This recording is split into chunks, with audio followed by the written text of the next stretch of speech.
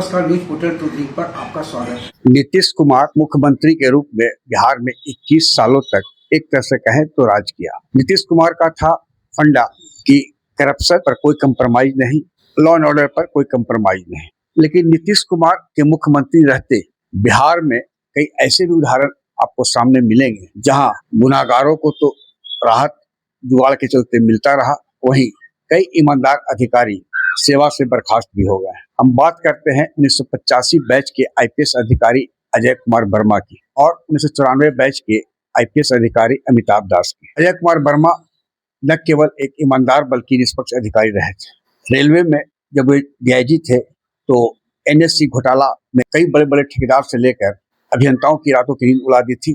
अमिताभ दास भी अपनी कार्यशैली के कारण हमेशा चर्चा में रहे, विवाद में भी रहे।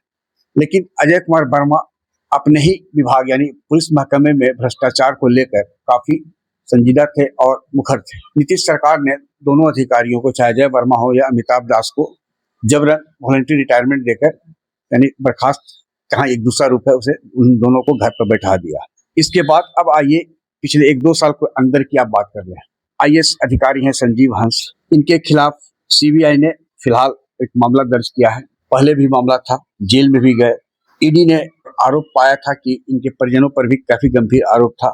इनके बहुत ही करीबी थे सुनील कुमार सिन्हा, गायत्री देवी, सास ससुर, लेकिन अभी ये जेल से आए, फिर नौकरी में भी है। इसी तरह ईडी ने एक सीनियर अधिकारी अभिलाषा शर्मा और अन्य के खिलाफ भी एफआईआर दर्ज करने के लिए कहा था, जांच के लिए कहा था, लेकिन अभी तक एफआईआर नहीं दर्ज हुई।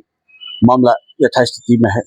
अभी बहुचर्चित मामला है एक डीएसपी का जो किशनगंज में थे, गौतम कुमार। करीब 100 करोड़ से अधिक की संपत्ति अवैध तरीके से अर्जित करने की बात की जाती है।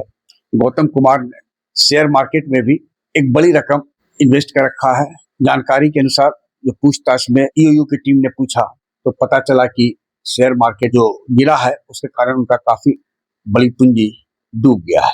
वहीं ईडी के यशु श्री एक बड़े ठेकेदार थे, मैनेजर था, ब्यूरोक्रेट्स के बार और विकास योजना उसके नाम पर ही तय करता था।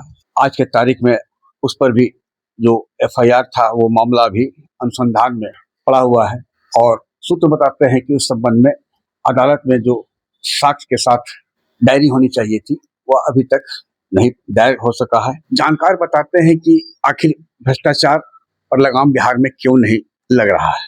इसके पीछे है कि हाथी के 2 दांत हैं, खाने के और दिखाने के। एक और जो बड़े बड़े आईएएस आईपीएस अधिकारी जो भ्रष्टाचार के मामले में एसके सिंघल हो, हंस हो, अभिलाषा हो, कई ऐसे हैं जिन पर कार्रवाई होती है, फंसते भी है सीबीआई, ईडी, लेकिन फिर वे जुगाड़ से वापस अपना बचाव करने में सफल हो जाते हैं और वे अपने बचाव के लिए जो तर्क देते हैं उस तर्क और कुतर्क के बीच में जांच एजेंसी और आरोपी समय की पहिया को वर्षों तक आगे करने में सफल होते हैं ताकि उनके खिलाफ कार्रवाई न हो।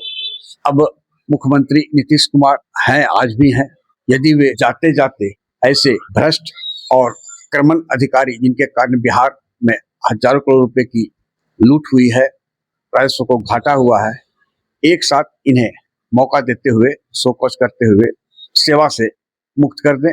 क्योंकि अब यह सवाल उठ रहा है कि अजय वर्मा और अमिताभ दास की बातों को मुख्यमंत्री को काफी नागवार लग गया है, उनके समर्थकों को, अधिकारियों को, और दोनों को वीआरएस दे दिया गया। तो ऐसे अधिकारी जो चर्चित और कुख्यात रहे हैं, जिनके खिलाफ सीबीआई, ईडी की जांच चल रही है, तो उन्हें वीआरएस देने में आखिर कौन बाधक है, नीतीश कुमार के सामने यह भी स्पष्ट होना चाहिए और कार्रवाई हो तो नजीर बने कि भ्रष्टाचार पर स्वतः लगाम हो। नहीं तो एक नहीं कई गौतम आपको मिलेंगे, हंस मिलेंगे, जिनके खिलाफ आप चाह कर भी कुछ नहीं कर पाएंगे और कथनी और करनी में अंतर तो दिखता ही है और यदि कार्रवाई नहीं हुई तो आगे भी दिखता ही रहेगा।